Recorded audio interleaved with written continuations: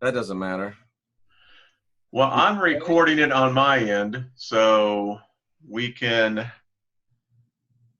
a backup. Okay. Huh, I never seen Google do this before. Oh, well. You ready to get going? I am ready, my friend.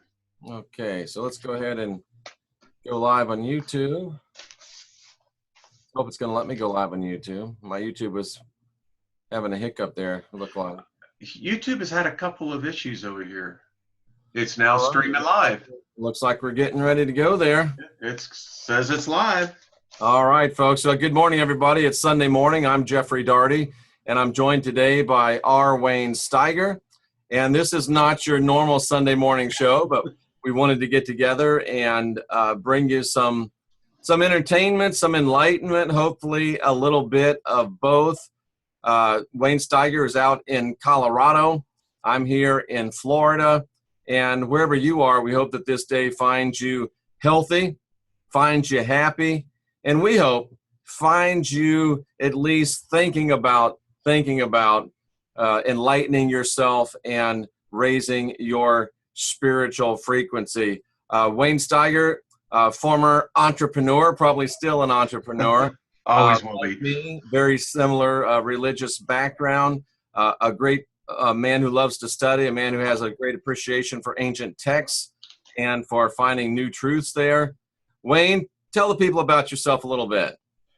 Well, thank you for the introduction. And, Jeffrey, I love when we get together. So you pretty much covered it. I'm 62, and, I spent about from the time that I made the declaration of being saved, asking Jesus into my heart, which is not scriptural at anywhere. But anyway, for 50 years, Jeffrey, that's what I pursued, besides the gift of being as an entrepreneur in technology.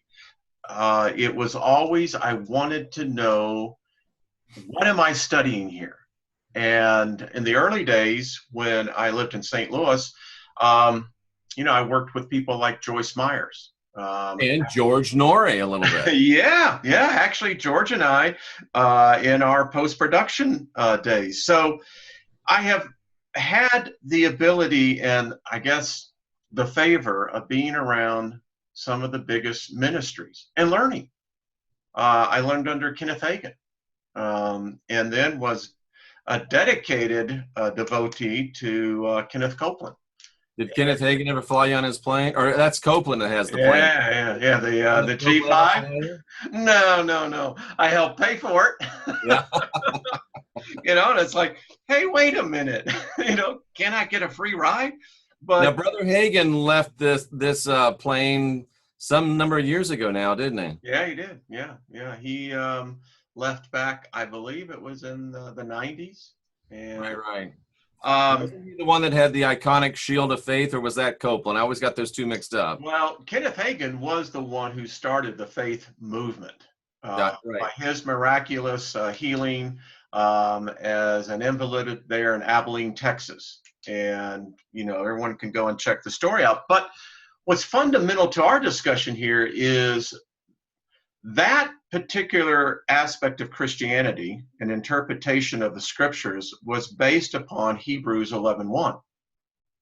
Now faith is the substance of things hoped for, the evidence of things not seen.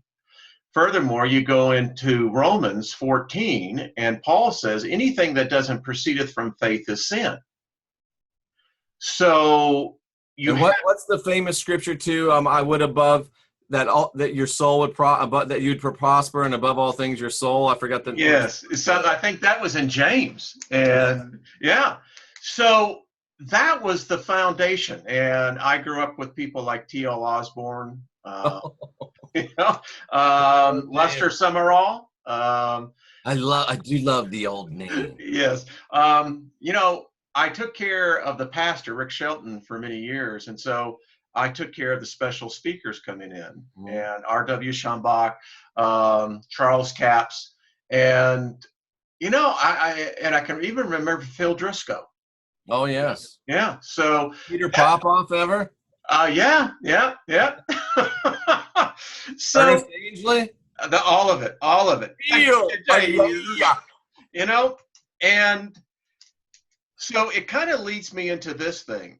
When you and I talked, I began to realize as I began to emerge out of the God spell, what causes us as sentient, intelligent beings to get so enraptured into a particular point of view of scriptures that were never designed in the way that they were written to be fully understood.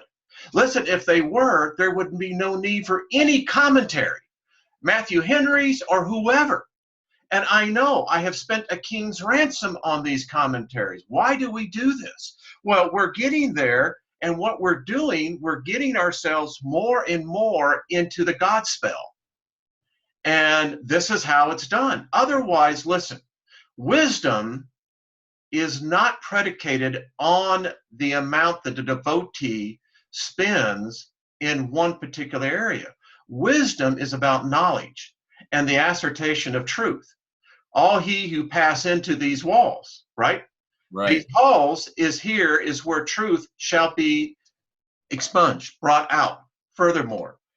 And I look back on this and I marvel, because I just now realize I spent 50 years of my life in pursuit of a mind.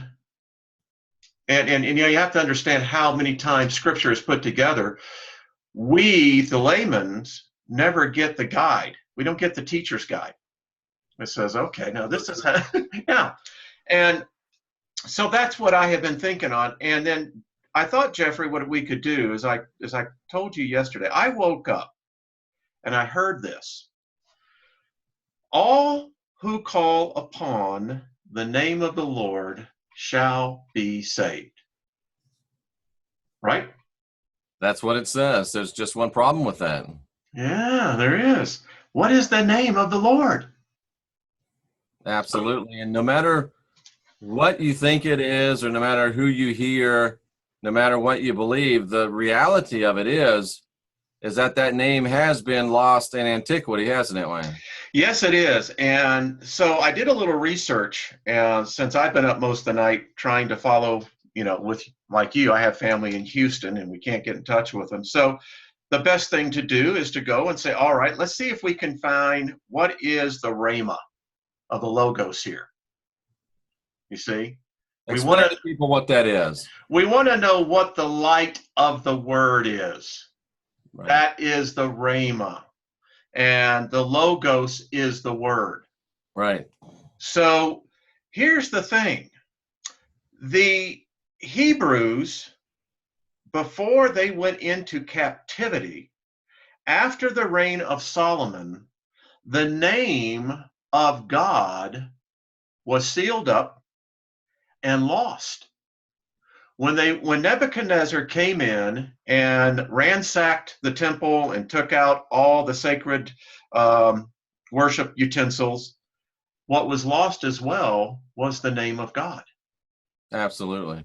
So when they returned from captivity 70 years later, it was assumed. And so today... We're talking about captivity in Babylon, not Egypt in this instance. No, it was Babylon. And again, how ironic. Babel... Right. Yeah. Listen. Lost in Babel. That's very interesting. Yes. And if it wasn't for Daniel, who I think was indeed, he had sanctified himself, set himself apart, I think that the whole Hebraic faith would have really almost collapsed. Wasn't he known as Belteshazzar in Babylon? Yes, he was. And if people study that, that gets into ancient Babylonian magic. Yes, it does. And that's a part of Daniel we Westerners can't conceive. We spend, how many commentaries have you heard on Daniel's 70 weeks? Too many, Wayne. I think I remember Brother Swaggart on more than just one occasion talking about Daniel's 70 weeks. Absolutely. You know this to be true. And the thing is that we don't understand magic was very much a part of all religions. Absolutely. That's why you had the priesthood. People don't understand this. Wayne, the Tetragrammaton, is that Hebrew? Does it predate Hebrew? Is it beyond Hebrews? Oh Or yeah. is it theirs? Oh no, no. The one thing I found out about the Semitics is that their religion is really predicated upon ancient Mesopotamian gods. Now I know people are going to go, poof, what are you talking about? Well, I was prepared for this. So, as you can see, I know this is very crude, but what I've done here, folks, is that I started here with the name of God, as we are given in Genesis 1:1. Actually, what we're given is beginning, because the God, the creator, comes after the beginning. Now, people don't understand that there was a beginning before time. And the Hebrews, the ancient Semitics, when they were getting their version of their religion, was taken from, again, the Mesopotamian area. They're all connected. Absolutely. So we, in the Western world, in our highly sanitized version, we read, in the beginning was God. We never understood beginning is a noun. It's a thing. So if beginning is a thing, what does it mean, beginning? So the beginning there is not talking about it started up and here was God. The beginning is actually a thing. Does that correlate to that chaos that you talked about last time we were together? Yeah. And we don't have any understanding of what this pre-time was. But it was a noun. It was a person, place, or thing. It was the absolute facts, exactly. It's a noun. And again, we're reading ancient script from a race of people that date back to about, you got to look at it, 1700 BC. And their patriarch, that all the religions, the major religions, both Islam, Christianity, and Judaism, is all predicated on the patriarch Abraham. That's right. What we and you get a little taste of it in Genesis 12. We get introduced to Abram, because God changed his name. But and again, it's this typology that they put in here, and so we know that he came from Ur of the Chaldees. That's as far as most people go. In fact, most people don't even know what Ur is, much less Chaldees. But it's a definite tie back to Babylon, isn't it? Yes, it is. It all goes back to Babylon. Do you think that's where they borrowed or I don't know if borrowed is the right word. I can't think of a nice word for steal, but is that where they appropriated the Tetragrammaton, you believe? Yeah. And in fact, if you look at this and you carry it forward, it's the same thing the Christian religion did. The Christian religion didn't have a God. But they didn't. They had a savior. They got that part figured out. But how do you tie it back? Well, the simplest thing the Romans figured out, and the Jesuits in the very early time, is that, listen, you had a conquest foe. That was these bunch of Hebrews. You finally got rid of the problem. Titus did it for us. Well, no one was going to protest their taking of their God. And Josephus helped very much in a part of that. So it gets back, Jeff, to the whole part of talking about ancient spells. And again, if you do the study, that we don't know the name of the Lord. So how are we going to be saved when you don't know even the name? Do you see how this comes into a mind meld? And then you have to ask the question, well, why the deception? I mean, what is the true purpose? If we can't know the true name of God, and throughout history, whether you're looking at the Egyptian text, the Akkadian record, even if you look over into Mesoamerica, you find out that the name of God is unknown. Well, Wayne, what do you say to our Yahwist friends who are convinced that it's Yahweh or Yahashua or Yahweh or many of the different derivations thereof? They seem very convinced that they've got the name. How do you address those folks? Well, I just wanted to say this. If that is the name, why didn't Paul tell us when in the book of Acts when he was in Ephesus? When he talked about the unknown God. Yeah. Good point. Don't give me all this they try to get into this linguistic thing. And the fact of the matter is, let's go back to the Pauline doctrine. Mm-hmm. The Pauline doctrine was not the Gospels. The Pauline doctrine that's just it. It's the Pauline doctrine. It was Paul's interpretation. And it has become adaptive into what we call Christianity. Jefferson said it best in the Jefferson Bible. He said, they asked him about the Bible, the New Testament, and he said, well, the first 4 books were interesting, but he says, what Paul was writing, I'm not really sure. Because Paul came in with this message of grace. Mm-hmm. And again, let's get back to the Yahwist, that they're saying, well, we know it's Yahshua. No, you don't know that. Number one, you don't even understand the Hebraic language to come in and even say that. Right. But more importantly, if you're going to look to the author of this thing, then Paul would have told us. James would have told us. Would not the Christ have told us in the 4 Gospels? He called God Father. Now that is a Hellenistic doctrine. Now, Wayne, I know tradition is that the Jews did not pronounce the name, and to this day they'll still say G space D. But do you think that the Jews themselves even had the name in the time of Christ? I don't think they did. I think it was lost. And I know Tamu was in here before. She has some Jewish background. I just wonder if she wanted to comment on the name. Feel free to do so, Tamu. I'll try to keep my eye out. So you're telling me that the Jews didn't have the name and they were doing all this thing to protect the name. Was that just so much theatrics? Okay, let's get real history here. So we have in the period, and if you read... Wayne, let me jump in. Tamu says Hashem is the name, but Hashem just means the name. It's not really a name. It's right. That's the point.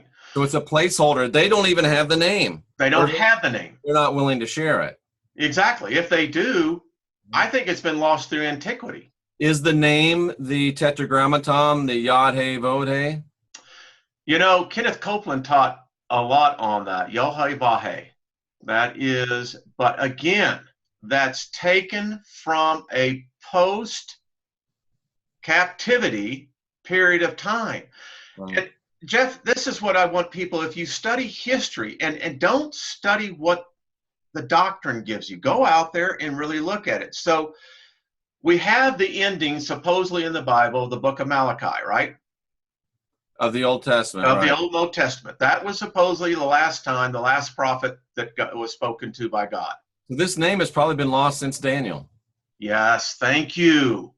So then we have this 400-year gap, right? From the period of supposedly when Malachi was written to supposedly when we're introduced from the book of Matthew. Now, of course, we know the book of Matthew wasn't written until after 70 AD, but okay, so let's go. So it was really a 400-year gap from Malachi or Malachi until James wrote in about AD 47. But there was a 400-year period of silence, quote unquote, no word from on high.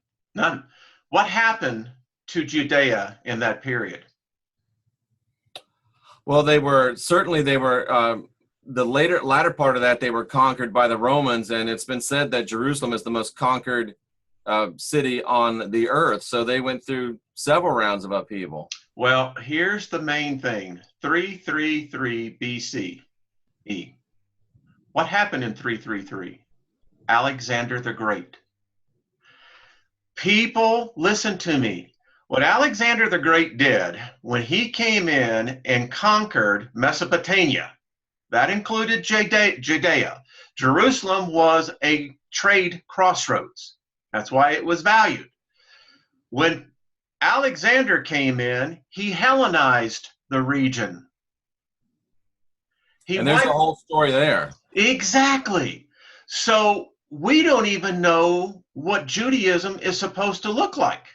Now we have Josephus's record, but even that is questionable because, Josephus was heavily Romanized. well, he lived in Flavius's house, Absolutely. Titus. And what people don't understand, when Titus went in, there was a massacre, first of all, in 69 AD, when he set the trap, that he opened up. They had built the fortress around Jerusalem. By the way, folks, that was about a 30-mile radius. This was a huge project. They allowed the gates to be opened for celebration of Passover. What a beautiful humanitarian gesture they must have done. Hell of a guy, The wasn't he? aren't so bad. They're going to let everybody come in to Passover. Just to give you an idea, you've got a city of about, let's just use a general number, 50,000-ish. Yeah. But Yeah. on Passover, there were 4 million? times that people had to come to Jerusalem. On Passover, it would swell to about 1 million or a little over, according to Josephus. So here you got a besieged city, and the Romans, in a great humanitarian gesture, say, you can all come in and celebrate Passover. Pick it up from there, Wayne. And the reason why that it was so many people, because they had held back for 7 years. There was a besiege going on Jerusalem. I mean, and this is where we don't get this concept, folks. Judea was heavily militarized. And what we don't get is this story in the Bible of what was really going on. There was battles taking place. You know, a lot of times when I look at the typology of what the Gospels is painting, you get this idea that the Christ was walking very freely amongst all these cities. And, you know, we saw the occasional Roman soldier. How you doing? In fact, we wrote a story about him in the book of Mark, where even the Christ says, I marvel at his faith. Okay, folks, they were occupied. So let me go with the story. So for 5 years, Titus would not allow them to come into the temple. This was egregious to the Jews. This was like, it's like not being able to take communion. It's the same thing. So Titus opens up in 69 AD. The city comes in. The Romans seal the city off. And then what happened after that, folks? You don't read about that in your Bibles. You can check in, but how's the Hotel California go? You can check out, but you can never leave. Exactly. You shut them in. A city that's designed to hold 50,000 people, has resources for 50,000 people, sanitation for 50,000 people, water for 50,000 people, food for 50,000 people, and he shut up 1 million people in there. And within literally 3 weeks, they were cannibalizing each other.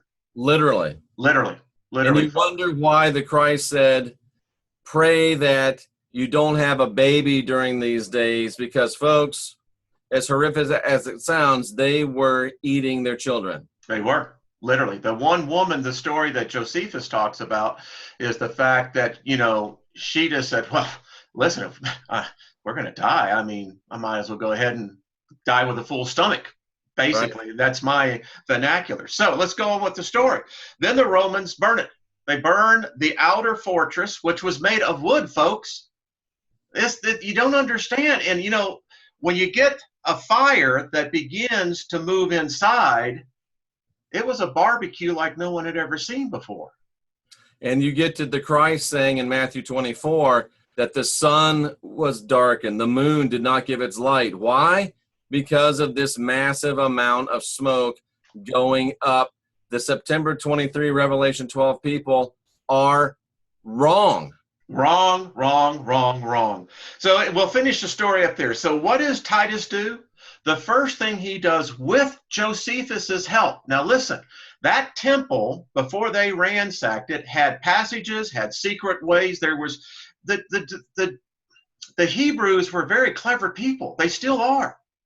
I mean, they're highly intelligent. Why do you think they prosper wherever they go? Yep.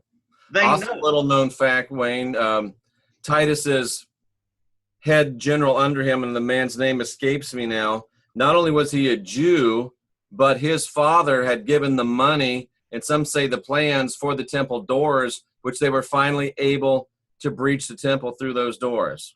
And those were huge bronze doors, folks. Absolutely. People, this is what frustrated me about my experience with Christianity, is that I accepted a version of a story that when I started digging into it, I'm going, well, wouldn't that have an impact on this? I mean, you're talking about this evangelism that's going on in the book of Acts. When did that happen? I mean, seriously, when did that happen? We are given the illusion that it was the high priest, Capheus, who was ruling Jerusalem. No, they were occupied, folks. The Romans hated them. And we get this story that they're allowed to freely just go here and about, but it wasn't the case. So anyway, when Titus went into the temple, the first thing they went is got the sacred documents. And that's how you strip a culture of its God. You take their sacred scriptures, they went back to Rome, they dissected them for over 20 years. Here's a question, Wayne. Do you think it's possible that the name of the Hebrew God is recorded somewhere in a Vatican vault? Or was it gone before then? You know, it's that period of time. What did those sacred documents have? I don't think, again, I think the name was lost before they went into captivity. I think Nebuchadnezzar took it. I agree. I think it was the Babylonian priest that took those, ain't the originals. They got it. They figured it out. I mean, listen, I think the Nebuchadnezzar was looking for this name as well. Mm-hmm. How many people do you think knew that name back in the day of Daniel, back before captivity? How many people would you say knew it? Just the Levites? Yeah, I think, and even then it would be the inside cloister. It's Kohanites, is that the right word? Kohanite? Yeah. So it was known by a small group of people. That group of people is butchered, usurped, fired. How long do you think it would take for that name to be forgotten over the due course of people being born and not hearing it? How long would it last? Maybe a generation, maybe 2 generations? Two generations. Yep. Yeah. Which we could say might be generously 150 years. Yeah, I think if we look back at the time of captivity, I think a generation was known as 40 years. Okay. So you had 2 generations. I think today a generation is 20 years is how we go with the generations now. Tamu says Kohanim is priest in plural. Thank you. So there was an inner group, that inner sanctum. You go all the way back, you know, when whoever Moses was talking to.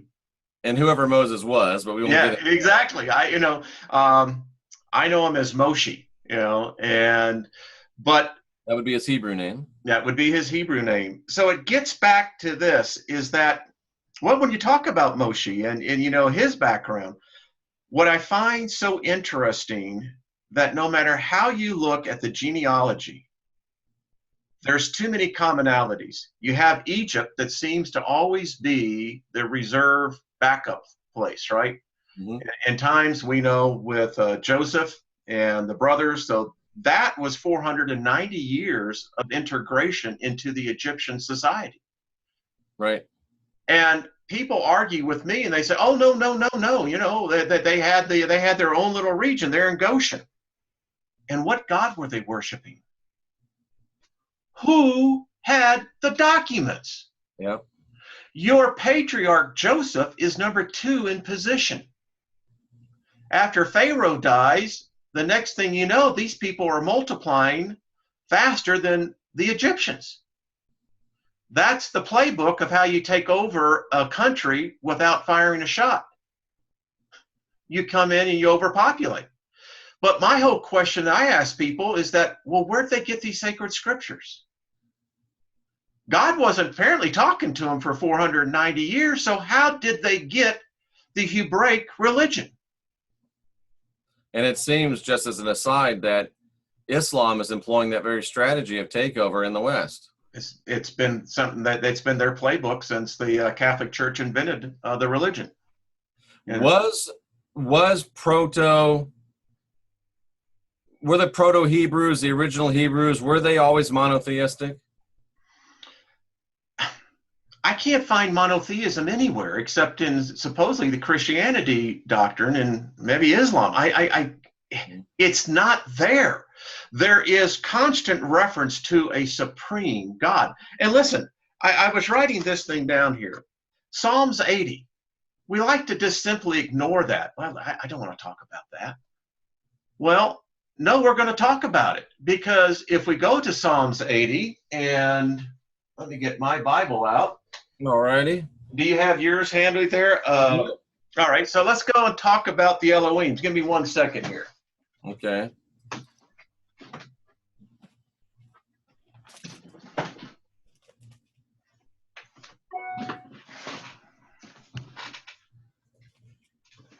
Now, Jeff, as you can see, this is my one I've used. This is 40 years old. At least it's not the Schofield Reference Bible. No, that rascal. Is he one This one is what I used to preach out of. I guess this is probably... Oh, yeah. Is that Dakes? It's Dakes. Of course it is. Of course it is. Why would It's probably 30 years old. Of course, you couldn't get the Holy Ghost without a Dakes annotated reference Bible. Correct. And I'm in Psalm 80. I'm thinking, hold on 1 second. I think not Psalm 80. Give me 1 second. All righty. Yeah, I gotta find it here. A lot of great chat going on in the chat room. What's going on? Let me step away. I'm going to get this and I'm going to pull it up. And so, how's it going? A lot of great discussion. I mean, this is one of probably the most, I would have to say, one of the smartest groups of people in any chat room anywhere, I think, on YouTube. It seems like Tamu, with the Jewish background right now, is holding court somewhat. But there's great talk going on about what do the priests mean? What is the name of the priest? Is it plural? Is it singular? They're talking about the name of God. I see Elohim. I see El. Talking about mighty ones. Denise is also weighing in quite a bit. Jessica Mitchell weighing in quite a bit. Davy Shug Dutch is in there providing, it looks like, a tiny bit of comic relief here. Well, I know this is a hard subject to talk about, folks. It really is. This is a smart bunch of people here, Wayne. I tell you what. Well, your subscribers, this is why I enjoy your shows, is that it's coming together to flush this out. Do I have all the answers? No, I don't. I just know this. It's like this. One person asked me, and I asked you many times when we first met, is God a Christian? Yeah. Why don't you answer that question? Is God a Christian? It's a simple answer, yes or no. It is indeed. And if we can't answer the simple questions, then why are we tackling these very more difficult ones? Absolutely. And you know, it really comes down to, and I realized this way back when, and I realized I was on the wrong side of it. It really comes down to one of two programs. You can either go on the Indoctrination program, or you can go on the Enlightenment program. And you and I, for so many years, were on the Indoctrination program. That's where you learn, where you're taught. You go into a room, they stick a funnel on the top of your head, and they pour the information in, and you assimilate it. That is indoctrination. That's the work of religion. But along comes the Christ, the Word, the Elohim, the Word, who is manifested in flesh, and he changes this paradigm from one of indoctrination to one of enlightenment. In fact, it says that he enlightened every person, at least from that time forward, that came into the world. So really, we are without excuse. We can't blame it on anybody else, because we all have that spark of enlightenment within us. And it's now our choice. Do we choose the road of indoctrination of religion, whatever religion it is, or do we choose the road of enlightenment indoctrination's easy. Enlightenment takes a little work. And really the only people that can make those decisions, Wayne, are each individual person for themselves. In fact, I'm glad you said that. By the way, it's Psalm 82, just to let you know. Someone asked me the other day, they said, well, okay, I've been watching your videos. So what is the purpose of life? And I have one answer for you. It's you. I mean, it's a very simple answer. The purpose of life is you. It is all about you. It is your experience. It is your journey. I mean, Jeff, I can't live or in any way influence your journey. Can't you? Can't you be an influence to me, help to me? The only influence that I can be is what you allow me to. That's true. And so it is ultimately up to me. So the meaning of life is you. Didn't Zig Ziglar say, if it is to be, it's up to me? It's really, isn't it? Yep. I mean, I can quote you so many scriptures. As a man thinketh in his heart, so he is. Out of the abundance of the heart, the mouth speaketh. You know, it's funny, we just talked about that yesterday when we just went over our teachings of the Christ. That's where I was at. Yeah. I mean, folks, people say, well, you don't believe in Jesus, then how come you can still quote? And listen, whatever the words were put were good words. They're words of life. They have energy to them. The logos, it's that rhema. And that's what I think all of us are seeking. Thank you, Tom. What'd she say? She said this is the best broadcast on YouTube. Oh, well. Second best, Wayne. I'm sure that's what she meant. Thank you. Now you're... So Psalm 82 says that, wait a minute, it says that God stands in the congregation of the gods. Whoa. God judges among gods. What? Whoa. Okay. So again, you know, I almost married a Jewish woman, and I told you about my my discussions I had to have with Rabbi Fuchs before even the thought of a Miashkite like me could actually ever be considered in there. And is that like a goy, only nicer? Yeah, exactly. Although her father had a few more choice words about me, but anyway. But he did. But right here, God stands in the assembly of the gods. And if you go on to read this, you begin to find out the supreme God comes in. And he gives judgment against the Elohim. He says, and I'm just paraphrasing, I'll let you go ahead and read it, but basically he's saying, I gave you one job to do. You had one job. One job. That's to watch over these people. You know, and you couldn't even do that. And now look at the catastrophe. And let me tell you, folks, you go to the book of Enoch. It's exactly what Michael and Raphael had to say before the Elohim. Yeah. Did you happen to see what, you know, the guys did? Do you think Enoch, that book is genuine, Wayne? Well, I think you have to give it as much credibility as you would give the book of Genesis. That's interesting. I mean, seriously. I can show you that the first 11 chapters of the book of Genesis was actually taken from the Akkadian record. Oh, absolutely. So that ain't the original story, folks. We hate to use the word plagiarized, but they plagiarized it. They really did. Liberally. So, you know. Wayne, this really says this supreme God is saying to the Elohim, so the Elohim have a God. They do. He's saying, listen, you were supposed to take care of these people, but you yourselves have begun to judge unjustly. You've begun to accept wickedness. You haven't defended the poor. You haven't defended the fatherless. You haven't done justice to the afflicted and the needy. He's talking to gods. He's talking to God. He's talking to the God people are praying to. And listen, how do you serve and worship a God that I can show you in the book of Exodus that he sought to murder Moses? listen, And if murdered you got, lots of folks. He killed lots of fools. oh, and you know what, folks, this is why I am so PO'd. You know, this is my mission in life, is to get us to recognize we are a species that has been under attack. And it has happened way, way before most records are actually written. So this is what the Christ was talking about when he told these people, your father, the guy you call Yahweh, he was a murderer from the beginning. He was the first liar. Yes. Shambach used to, how did Shambach put it? He said, how did he put it? It was so funny the way he said it.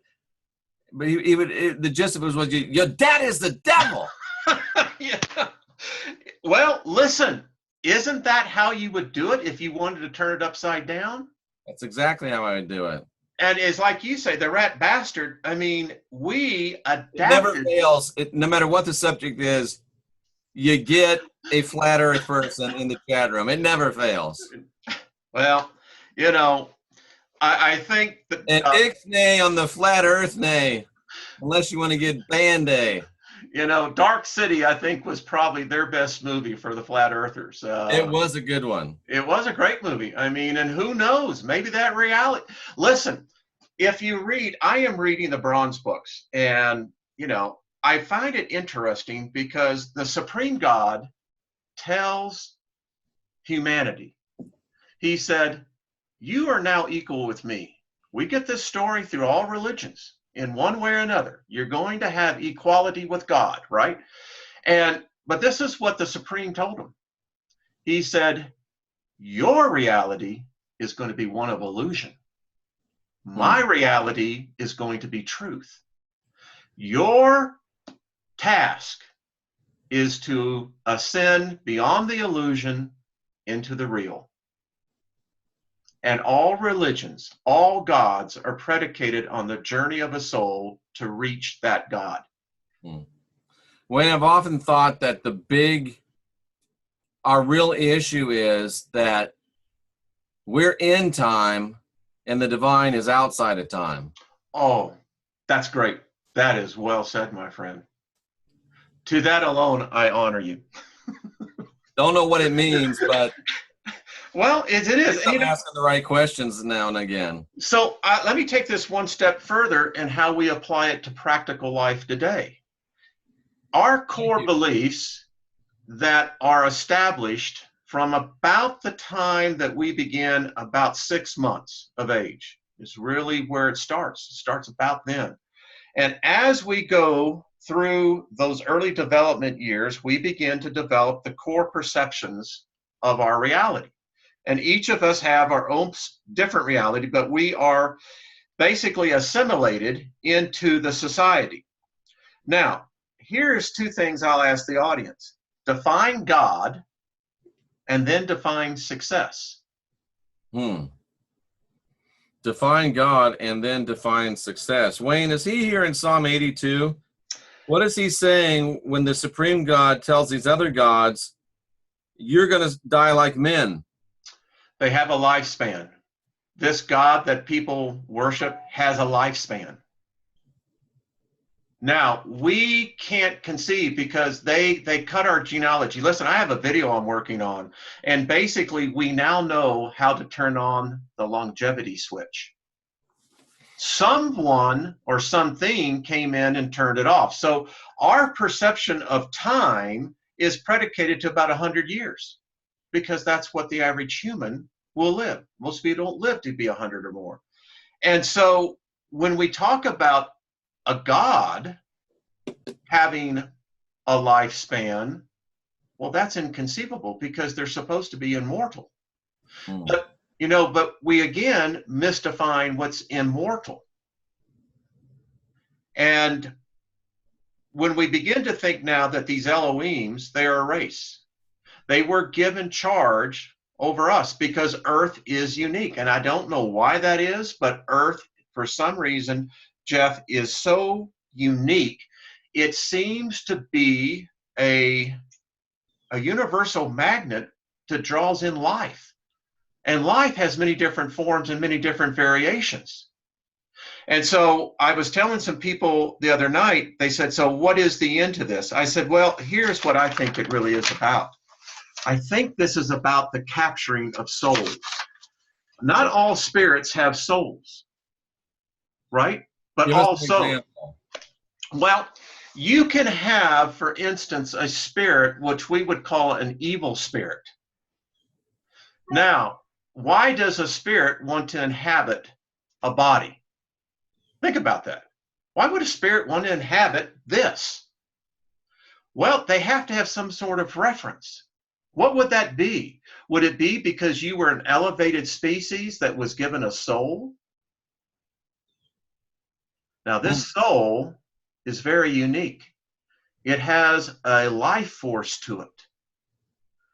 And the only thing I can come down to is that we have the great religions of the world. Again, the three biggies we know is Christianity, Islam, and Judaism. But we have to give credit to the Buddhists. We have to give credit to the Hindus. So, Jeff, what I'm trying to get everyone to think about, step outside of your theology, of your dogma, of your perceived reality. What is the purpose here then? Are there people without souls, Wayne? Yes, I absolutely believe that. Absolutely, I do. I believe that, and let's say if we take the Genesis 6:4 story as fact, all right? And there's reference to other ancient books that says that there was an incursion with our species, right? So do these spirits have souls? Does an angel have a soul? Very interesting. Because otherwise, is the daughters of sons of God, daughters of men story, just to give everybody reference. So you said at the very beginning when we started this program, somebody says Hillary Clinton for one. That'd be hard to argue. I can no argument on that one.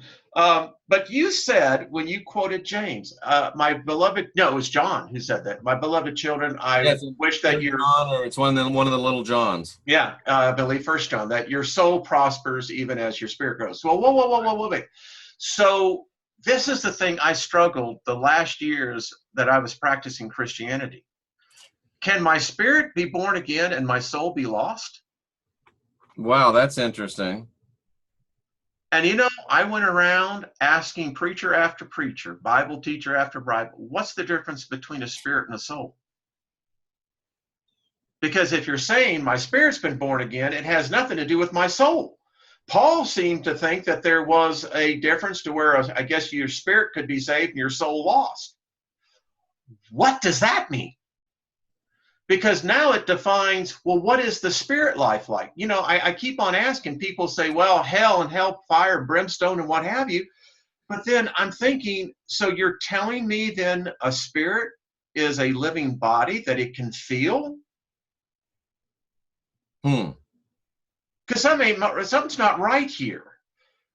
I mean, when a person dies, I have heard that the experience is a huge, it's beyond an orgasm. It's a release. And didn't the Christ say that? Oh, death, where is thy sting? Grave, where is your victory? Yeah. So all I am asking are these simple questions. How can this be if the afterlife, if you're saying I have a physical body, then why would we have demonic possession? Why would a disemboweled spirit come back and want to possess a body? All good questions. So, well, there you go. So, your thoughts. You're looking at the chat room. I'd be curious to hear what people are having to say. We just have an incursion, and I just had to make Tamu and Gina a moderator. So Tamu, if there's any foolishness, go ahead and don't ban people right off, but put them in timeout. So one of the things I have said and I've come to realize is that the purpose of what I see my life is really the perfecting of my soul. And you think about this for a minute, Jeff. Can you give people a working definition between spirit and soul? Yeah. So opinion, at least. I believe the soul is the spark of a divinity. The soul. The soul is. I think that there are many spirits. I've encountered them. I've done battle with them in my time of deliverance. I mean, It's funny. Before you said that, I would have said that the spirit was the spark of divinity and the soulish nature was the earthy part. But it really is semantics. It's which. But I see your point. I see your point. Genesis 1:26, Genesis 2:7. What's the difference? Well, Genesis 1:26 was created in the image of the Elohim. Genesis 2:7 is a creation of the Lord, a fallen Elohim, and it's really these bodies which are a trap. But didn't he say he breathed the soul of life? Well, I think if you get into the Hebrew, it says a soul came into the body. So yeah, I see what you're saying. I get your point. I don't know if I'm right there with you, but very, very interesting. Well, I did a whole video on the fact that, birth is actually the portal to death. Because the minute we're born, and really the birth process would kill every human. Ever think about that? Interesting. So the thing is the soul already in the fetus? When does the soul enter the body? Is the soul the carrier of the spirit? Because there's obviously, why would we have New Testament doctrine that talks about a spirit and the soul? Interesting. I mean, those were questions I had years, and I've got volumes of legal pads where I've written on that. Right. Why? And I couldn't find a differentiation in the Hebraic religion. They call the souls from the halls of gold, and that the return will be when the last soul leaves the hall of gold. Right. And then it says, well, then how large is this place of souls? I've read where some religions say that the spirits look for the opportunity and to be joined to a soul. Interesting. So it's something for us, I think, to continue to think about. And I think the main takeaway is that there is a difference, and one of them is the spark of divinity, and one of them is not. Yeah. I mean, let's go back 10 years. So I'm going to prepare a message here. And so I'm looking at Genesis 6:4, right? Because I always found that to be fascinating. And here's the correlation. I actually did a teaching on this. So in the Gospel of Mark is very unusual as far as a book is concerned. We're introduced by the Christ to a new life form, because it's only in the book of Mark that we said, what happened when Jesus entered into any town or village? Well, I'll tell you what it is. He did three things. The very first thing he did was preach the word. The very second thing he did was cast out demons. Now, if you do a study on the Gospel of Mark, which I did, you begin to find the uniqueness about Mark is that we have this detailed description of these demons. Interesting. Nowhere else in New Testament do we have introduction or easement into it. We are told they recognized Jesus. They could talk to him. He could see them. They could inhabit bodies. They could do things to these bodies that normal people couldn't. So we have already an unseen enemy that prior to that, no one had any knowledge of. And Mark is the fifth book in the New Testament, by the way. Explain that. It was the fifth one in the chronological order. Yeah, the book Mark was number 5. Yeah. Just real quick, James was number 1. And then number 2 was 1 Thessalonians. Number 3 was 2 Thessalonians. Number 4 were the Corinthians, and then number 5. So James wrote pretty much busting out Paul, saying, hey, this guy is not with us.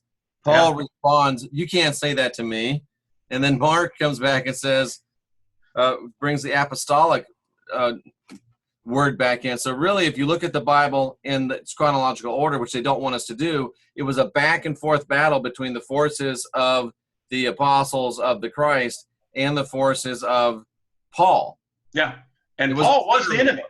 He was the enemy. Oh, he was. And listen, Paul Here's the thing I always ask people, folks. There's several deceptions in the book of Acts that you have to deal with. Number one, when Paul's given his testimony before King Agrippa, and he's telling him, he says that, Which as I'm, version?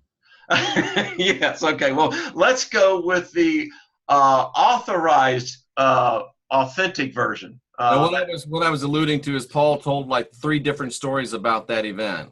He did. But we're going to go with the one he told King Agrippa, where he was walking along and all of a sudden this bright light came. And we all know the story where he, hit the ground and, the Christ said, why are you kicking me in the nuts? And very crude language, by the way. I mean, if this is Jesus talking, holy crap. They didn't write that in the Gospels. This dude is talking about, and I know I'm going to offend some of your people, but he says he's stepping on his penis. They didn't use the word. He actually used the word di blood, and I'm going, what? But anyway, and then here's the real thing. And Paul says, well, I answers, who are you? And he told him, and he said, and read it, folks, see it. He said, in the Hebraic tongue, I am Jesus Christ of Nazareth. That's a blatant lie. Yeah, it's impossible. It's impossible. It's a blatant deception, folks. Hey, and it starts from there. And then Paul continues this. And now we sit in our churches and we intermingle these doctrines. And somehow or another, we try to rationalize it in our minds that it's all one very nice. Listen, do you know what the word pulpit means? What does it mean? Pulling to the pit. Pulling to the pit. An altar alters your soul. A pulpit pulls you into the pit. All in the name of religion. Yes. Wow. Think about that. What does a soul is a soulless person then just a straw man for walk-ins? I think that these spirits, we called them disembodied spirits, right? Pull to the pit. Yeah, pull to the pit. That's what a pulpit is. Yeah. You see how we don't even think about these things. And as I told earlier, that's just where we personally, when you go into church, you are simply recounting the incantation of the God spell. Which is why I keep asking people, why are they still going into church? Why? I mean, people say, well, what's the alternative then, Wayne? Are you kidding me?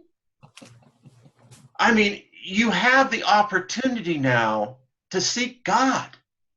That's right. I think, Jeff, they've hidden God on us. I am reading in a particular set of works right now that there is... Going to church is like going into the Borg cube. Oh, very good. Will be assimilated. Did not Paul say that we see God through a veil? Yes, he did.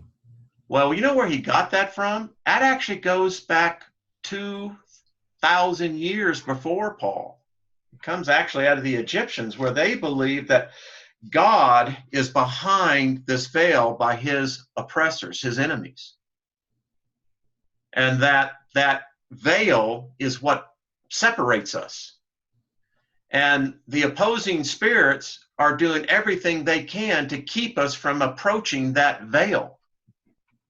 And it's interesting, there was a veil in the Jewish temple between the presence of the Shekinah glory and the people. Do psychopaths have souls? People like Dahmer, Bundy? I don't know. I mean, when you think about, let's just talk about the human soul. Each person listening to our voice has the capacity to murder. We lie.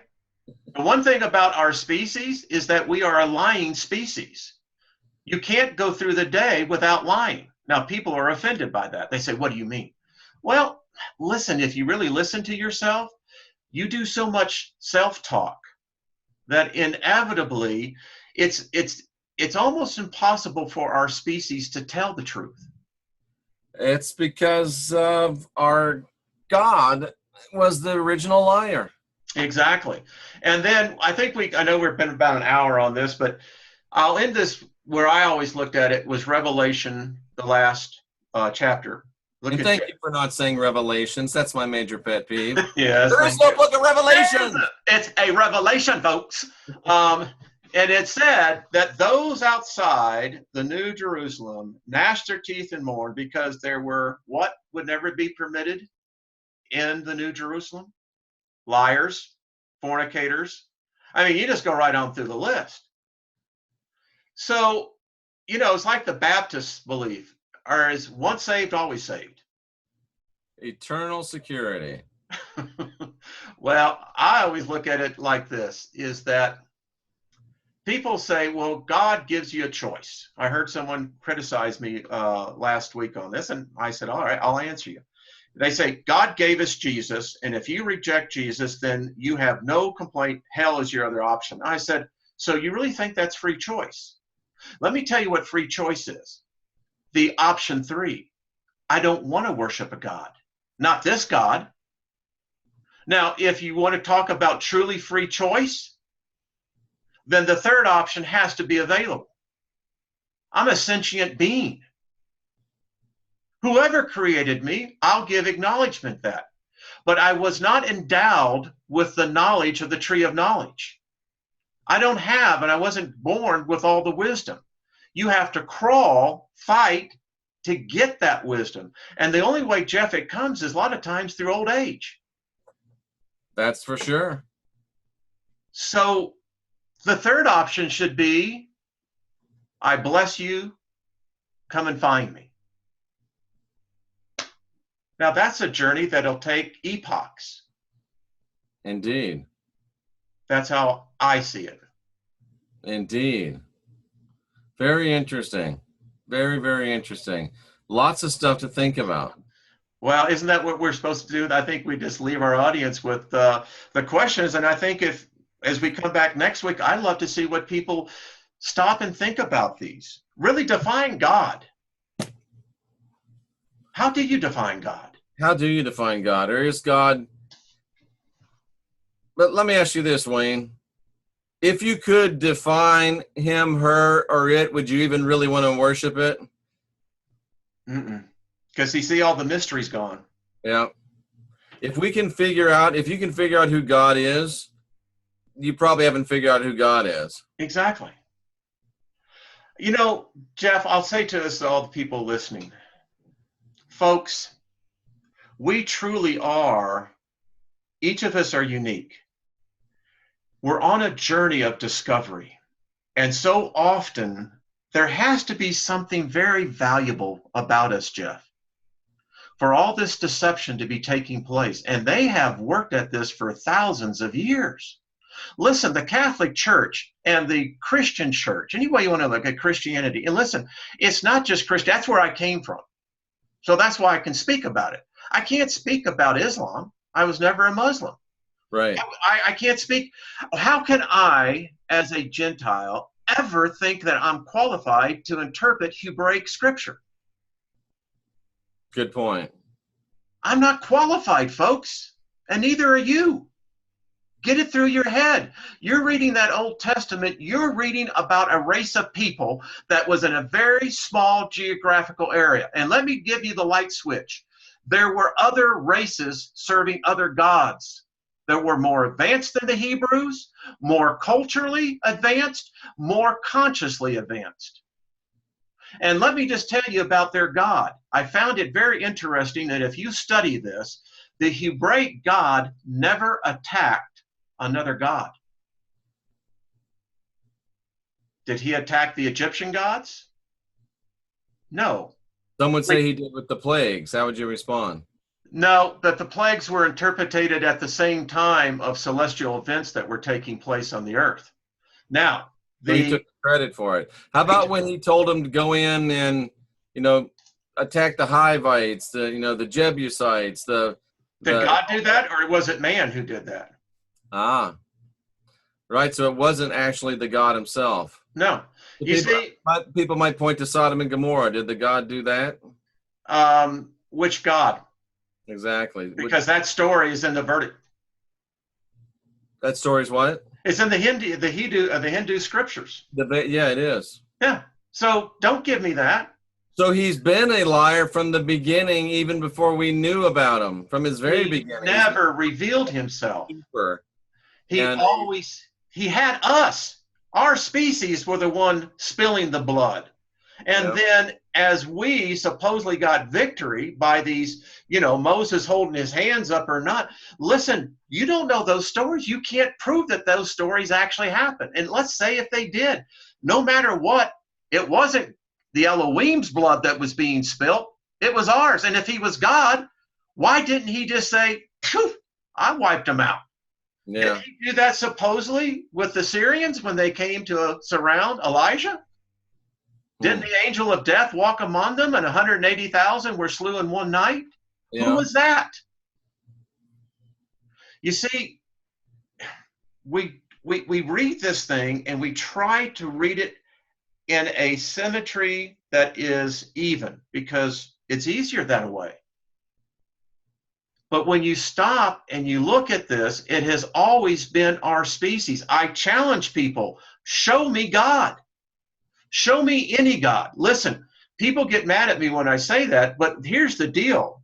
In my Christian beliefs, when I was in as a Christian, I was told I'm going to be held accountable for every word I spoke, for every action, deed I did. I want the same thing for the God that's judging me. Ooh, there you go. Hey, there you go. We're equal. Who are you to judge me? By your acts alone that I have found, you've sacrificed humans. You asked us to spill our blood in your name that we don't even know. That's insanity, Jeff. And that brings us back to Psalm 82, where the senior God is saying, what the hell are you doing? Yeah. And he's getting it from above. It's about time he started getting it from beneath. That's what I say. That we start holding this guy that they call God accountable. Why don't we hold a court? I mean, seriously, Jeff, why don't we hold court? I like to think that we are on this channel. I think we are. And that's why you and I are a threat. The people that listen right now, these are the people that are going to be the tip of the spear. Absolutely. Because they have come out from under the God spell. Yeah. This is Den Haag. This is the international court. And the rat bastards being called for crimes against humanity. I think we have a good case to file before the universal court. Absolutely. I love people. We're joking about it, but there's times when I'm working in the astral realm with spirits that are ultimately not willing to work with others, and you do take them to a hall of judgment. So why can't you do it to the Elohim? The Elohim, who I affectionately call the rat bastard, the Lord. There you go. This is a mess. See why I like this guy? Jeff, you are an inspiration to me, and I look forward to these on Sunday morning. I think that we can, and I'd like to have people submit us questions. Absolutely.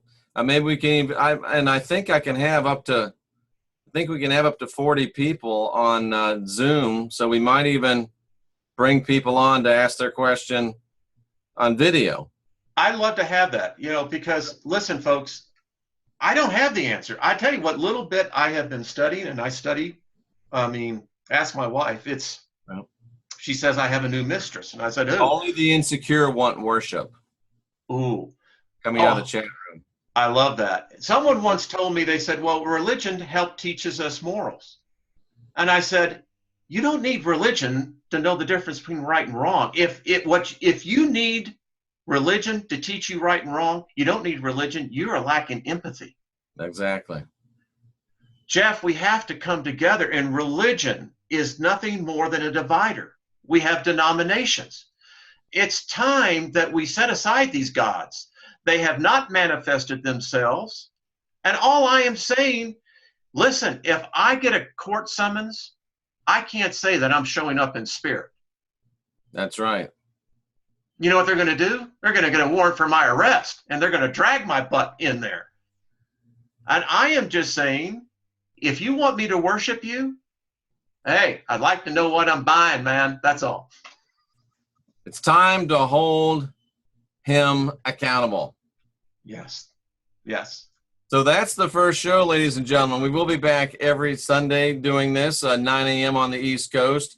And seriously, I asked you can submit them either through Wayne's channel, which is R. Wayne Steiger, correct? That's correct. Tell them how to find 60 Seconds for Humanity. 60 Seconds for Humanity, numeral4.com. And listen, we need to have some much more thought going toward the people down in Texas. I mean, We do.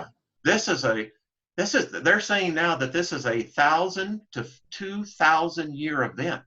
Wow.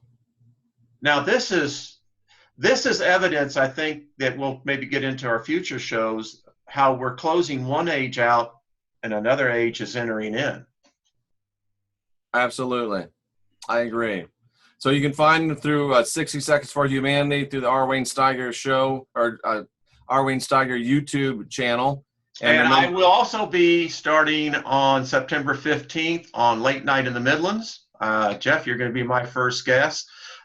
We will be on from midnight to 2 a.m. East Coast time, 9 a.m. Yeah, midnight to 2 a.m., 9 p.m. to 11 a.m. West Coast. Excellent. That sounds great. Wayne, stay with me just for a second. Folks, Sure. We're going to go ahead and end this program now. Thank you